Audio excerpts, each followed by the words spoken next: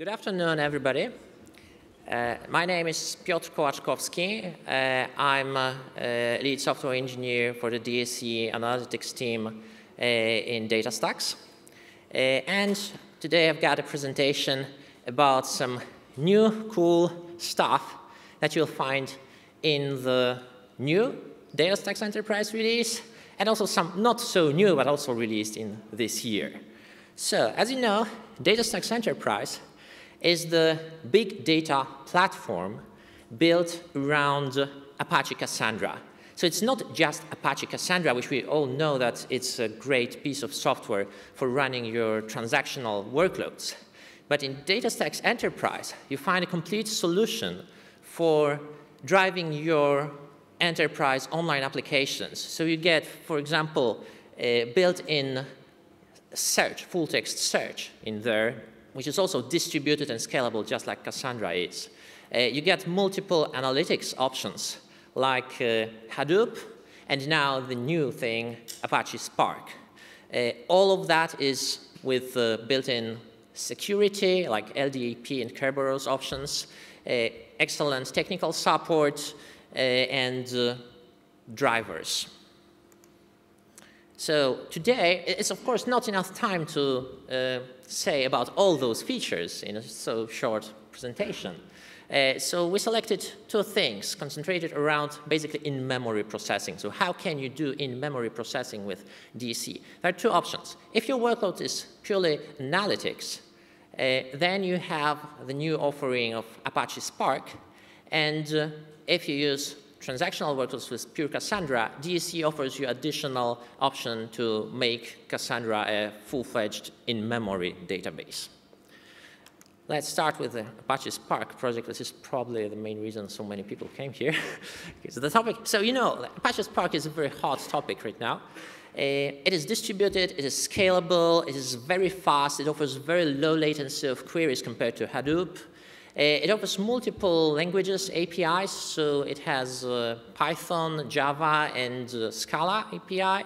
It has very rich functionality. Well, it's not just MapReduce, it's much more than that.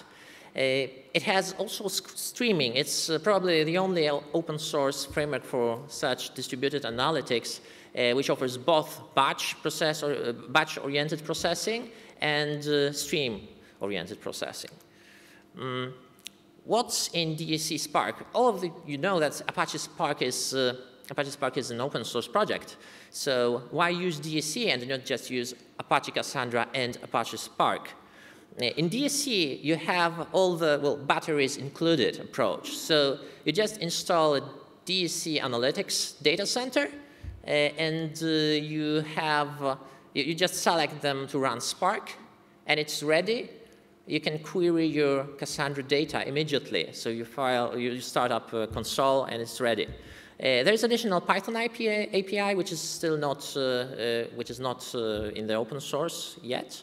There's also CFS integration. So CFS is a distributed system in Apache, on top of Apache Cassandra, which is also DSC specific. There's high availability of Spark Master, also built in, so you can, if your main master fails, then the backup master can be brought up in seconds and take over your running jobs, so without breaking jobs. And to this, we have also lots of additional security options, so password authentication, LDAP, Kerberos. How it's all architected? Basically, it's quite a simple solution. So every Cassandra node, every DSC node, will run one instance of Spark Worker, which is kept in a separate JVM. All of those are supervised by one single Spark Master and optional backup reserve Spark Master for failover. The applications here that you submit to Spark are delivered to the Spark Master. Spark Master starts a job and distributes the jobs to the workers, and then workers start executors. So executor is the process that is going to process your data. So every executor would just go to your Cassandra, fetch data from there, do some computations, and if you want it, also put some data back to Cassandra. So let's look how this link between Cassandra and executor is done. For this, we developed Spark Cassandra connector. This is the open source project hosted on GitHub. So everyone also can use it with just pure open source Apache Cassandra and Spark. It serves as a middle layer between Spark Executor and Cassandra. What it does, it not only just transfers the data, but also adapts the data model between Spark and Cassandra, because those data models are a little different. So yeah, Spark data model. Spark models data as collections of objects. So this is not like tables in Cassandra, but you can just imagine just a sequence of elements, and elements can be of just arbitrary type, whatever you wish. Think Java objects or Scala objects. And those collections are immutable, they're iterable, they are serializable, and the main difference between them and, for example, like standard Scala collections is that they are distributed. So the programmer, of course, doesn't see it. The programmer treats it as a simple Scala object and works as with Scala collections. So, for example, calls some methods like map, filter, reduce. Every Scala programmer knows that. It's also, by the way, in Java 8, yeah, similar methods. But here, the distinction is that it runs those functions, those methods on the collection. It runs them on all the nodes, and it automatically parallelizes that. Yeah, so compared to Hadoop, there are many more operators. This is not just map and reduce and, well, combine. So this is, of course, on this slide, those are not all the possibilities. Actually, I couldn't fit all the methods that are available on the RDD into one slide. So yeah, please refer to the documentation to read what those methods do, because sometimes something that you need to do is just possible to do with single method call. It's a very rich language. Okay, once you install DSC, the easiest and fastest way to check how Spark is working, run DSC Spark. This is interactive shell. You start DSC Spark, your Spark context is automatically created for you. It's automatically associated with your Cassandra nodes, so with the Cassandra embedded in DSC nodes, and also automatically associated with the Spark master. So this whole DSC infrastructure knows where those components are living. And the only thing you actually should do as a programmer, you write your queries. So to access Cassandra table, you just call Cassandra table method on the Spark context, and provide a key space and table name, and you get your table represented as RDD of rows. If you don't like the, well, programming queries in Scala, you can also use your well-known SQL language. There are actually two different processors for SQL right now supported. One is the new SparkSQL, and another one is kind of middle ground between Spark and Hive, which is HiveQL. So it uses a Hive parser, query parser, but executes the queries on the Spark cluster. You can also very easily deploy your standalone Spark application. So because probably, okay, you're fine with testing it and playing with interactive shell, but for real applications, you probably want to submit a standalone thing. So it is also quite easy. You just need to bring Spark Cassandra connector on a list of dependencies of your application. Of course, with all the other transitive dependencies, there are fortunately not very many. Then write a standard application with the main method. In the main method, you create a Spark context. I show you in the next slide how to do that. Package it all in a jar, so it's like a single Maven or SBT task. And then call DSC Spark submit. Put your jar there, tell it what's your main class of the application, and eventually put the arguments to your application, and DSC would automatically register the jar onto Spark workers, add it to the class path, and pass it to Spark to execute that code. Let's look how this very simple application stub looks like. So just define standard main. You must create a Spark configuration object. You can set some other properties on it, like, for example, set up amount of memory given to Spark, well, set up also alternative Spark master or other options. So if you, for example, connect from not to DSC but to some standalone Apache Cassandra cluster, then you would have to put more options. But in DSC, it's extremely simple because it doesn't need any options. It works out of the box. Then you create a new object, Spark context, and here you can do all those queries on SC. Finally, you should clean after yourself, so call SC stop. What is the API for reading data? I show you that on the one of the first slides that there's this Cassandra table call, but it can do more. Not only you can represent your full table as an RDD in Spark, but you can also restrict the amount of data that would be loaded into Spark. So for example, you can restrict the number of columns by calling select, and then you can put a list of columns. Or you can restrict the number of rows by calling where. The argument passed to where is actually a part of the SQL query. This will get passed to the SQL queries produced by our connector and sent to Cassandra for execution. So for example, you can use quite efficiently secondary indexes. Even though secondary indexes are not recommended, as Jonathan today said, are not recommended for your transactional workload because it's kind of scatter-gather, yeah? So it contacts all the nodes.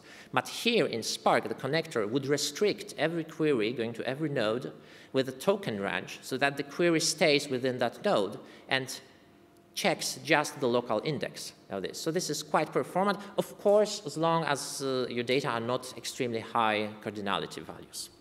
You can also use it for looking up by primary keys now in the new version of the connector, just released with 4.6. And you can also use it with clustering columns as well.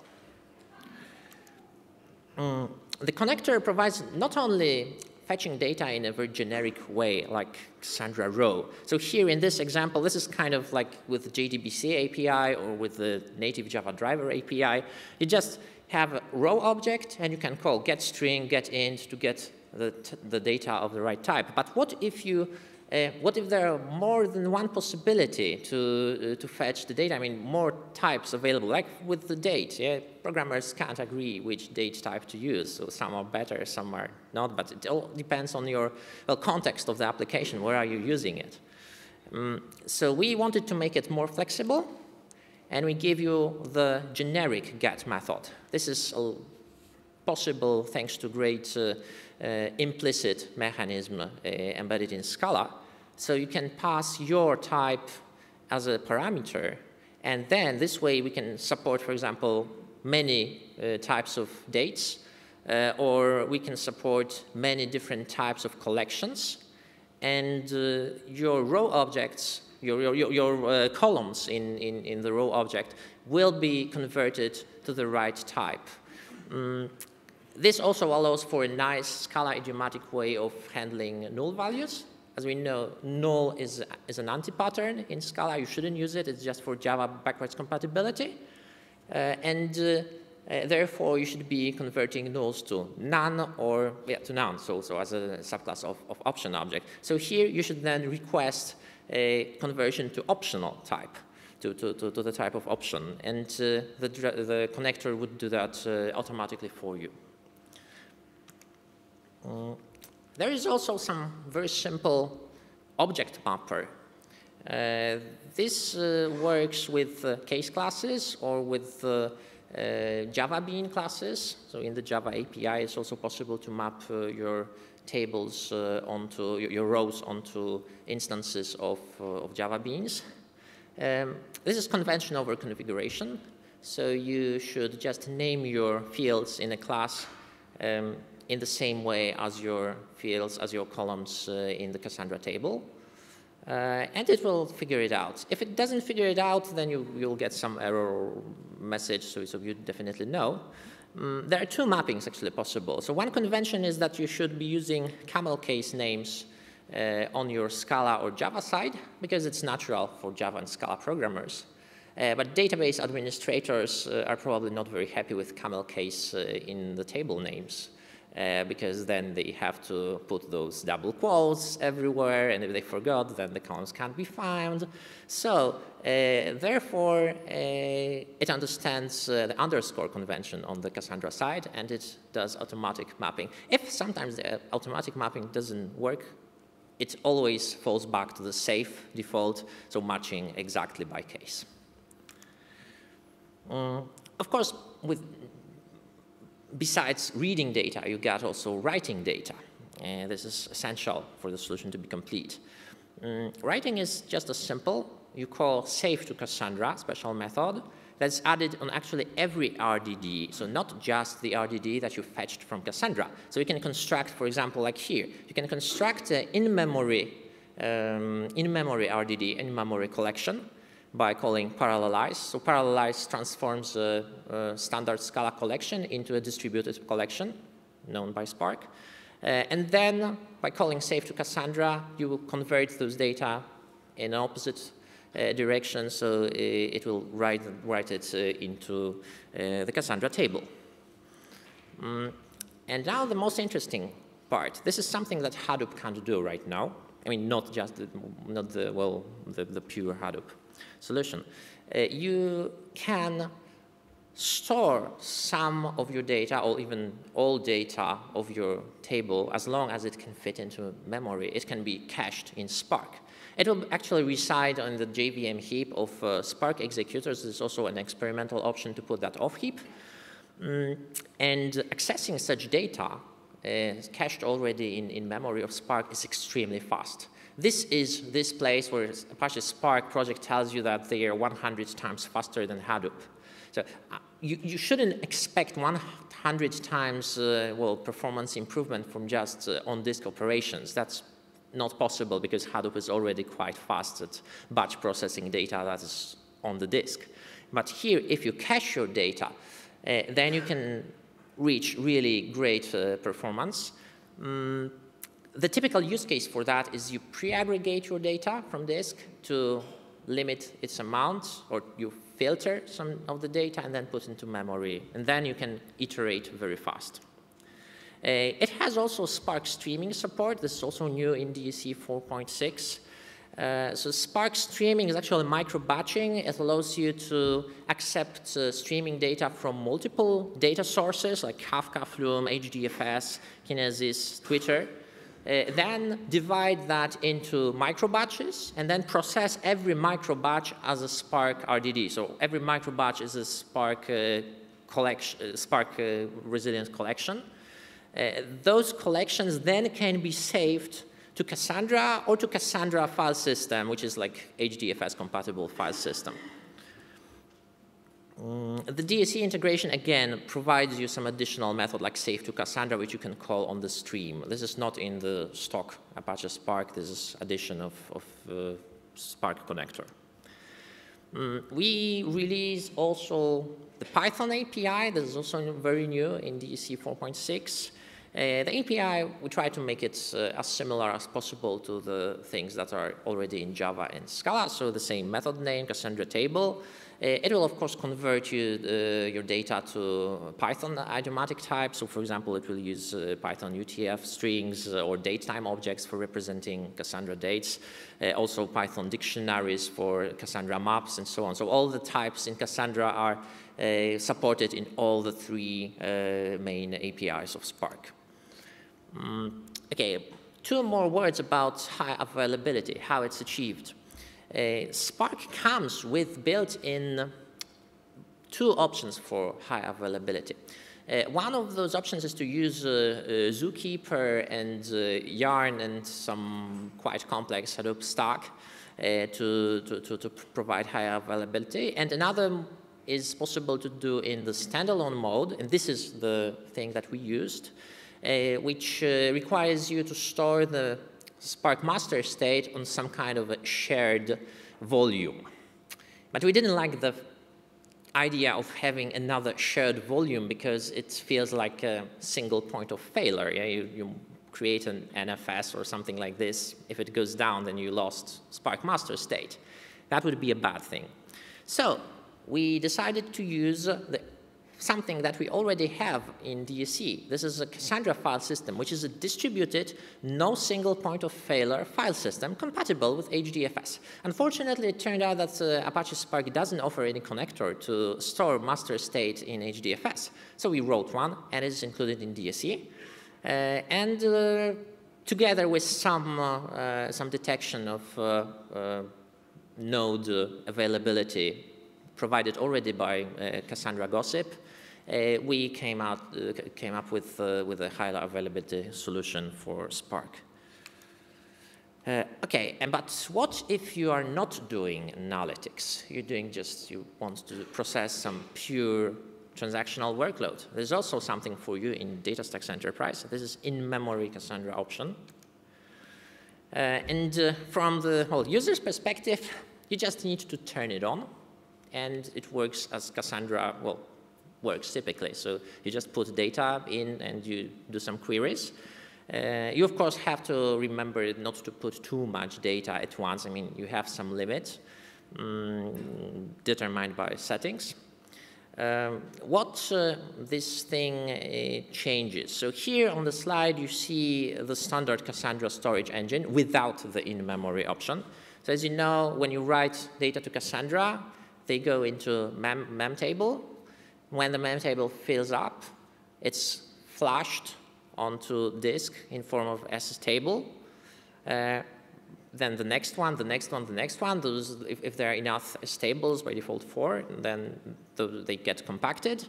And when you want to read some data, then they are read both from the mem table, and they are also searched in some of the SS tables. The mechanism for finding which SS table would contain the data is quite complex and quite efficient also. But nevertheless, it typically always touches the disk. And this is pretty significant latency limit. Okay, you can put it on SSDs, and this to some degree solves the problem, but it's still not as fast as if it would be in memory. So to make it faster, you need to just, in DSE, just add the compaction option, memory-only strategy. This would change the Cassandra storage engine to something like this. So the mem tables are still being flashed because this is a standard way how Cassandra processes, because it has to flash a mem table to, for example, recycle the commit log and to get rid of some older entries there. But what the compactions, the memory only compaction strategy would do, would just take the SS table and convert it to a new mem table and immediately put those data back into the mem table. By the way, in this process, it also cleans up all the data from expired TTLs, expired tombstones, so after GC grace. So therefore, even if you overwrite your data very often, this won't grow in size indefinitely. So this is a great way to serve overwrite mostly workload on Cassandra. So if your writes mostly are overwrites, and of course your workload is very read heavy, then this is the best solution for you. Okay, let's see some benchmarks. We measured latency, and particularly the 95th and 99th percentile of latency. You can see a huge improvement here. The blue bars are actually out of scale here, so they were just cropped by the chart. And you can also see that there's a huge improvement on the average latency, and this is the greater, the more SS tables you actually have. So if your compaction, for example, is lagging behind the standard, well, not in memory Cassandra, then you would see a huge difference when converting to the in-memory option. Okay, thank you. That's it. Generally, I'd like to answer any questions.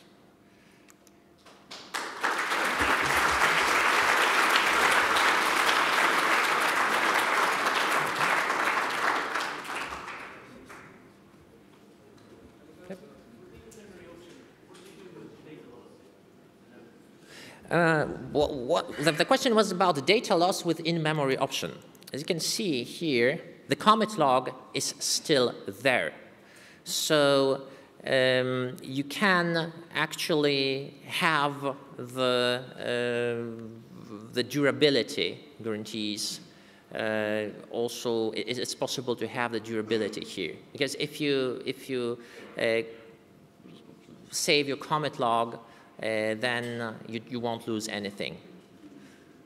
So, are there any downsides? The downsides, so currently there are some limitations to this. So this will be better in the next versions. So one of the limitations is that the in-memory option stores your data on the JVM heap right now. And in the future versions, there would be support for memtables stored off heap. As well, generally, this will be a generally supported Cassandra feature. So then it will be good for really huge heaps. And then if you have a fat node with, well, 100 or more gigabytes of RAM, then you can put your data there. Yep. The result of the compaction is a new SS table and Oh, I'm not sure of that actually. No, the old S tables are dropped in this way, but you can of course back up them. I mean, they are not anymore used. I mean, the old SS table that was flashed is no more used by the Cassandra storage engine because it has all the data in the mem table. Of course, if you exceed the size, it will error. It won't accept any more writes. So one of the change that we had to do is to limit the amount of data. So it's there is a component for tracking how much data there is in the mem table. Yeah. How is Spark integrated the map type for someone? Will they be able to query things that are inside the map? With map type, so currently you can fetch only the whole map. So you should avoid huge maps because they would be just serialized and sent to the Spark as a whole. So there's no way for, actually you could theoretically, at least probably in the future, I mean when we have Cassandra 3.0, where there is a possibility to query query inside collections, so to index collections, then you can use that where clause to restrict the size of the collection also. But currently you can just get a full map. And then of course on the application side you can do some filtering processing this. Yep.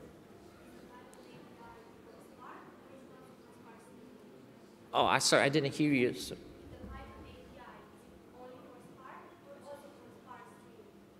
The Python API is currently only for Spark, but I think that you can pretty easily use it still with streaming because streaming is processing by micro batches. Yeah, so the micro batch is just an RDD. So if you have access to your RDD, then you can call that save to Cassandra on the RDD, on the Python RDD object. But yeah, there is no support currently like we have with Scala version where you can call just save to Cassandra on a stream. Does your Python API, is it a 2.7 stream or does it support Python 3? It's Python 2.7.